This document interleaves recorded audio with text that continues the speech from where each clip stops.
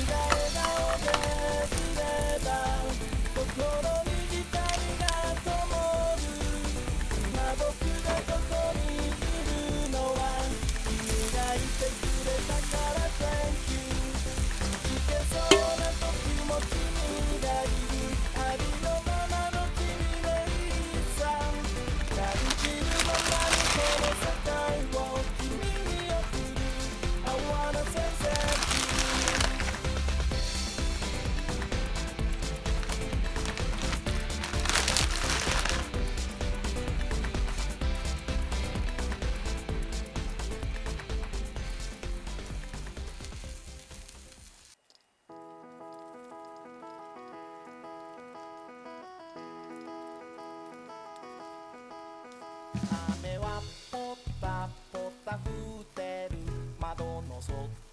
はてるてる坊主雨上がりには大きな霧がかかる明日は晴れるかな明日は何着てこうかなプレゼントも準備したし君の顔に会えたら嬉しくなってピチピチチャプチャプララ心不思議ドキドキワクワクが止まらない明日は君に会えるから神様の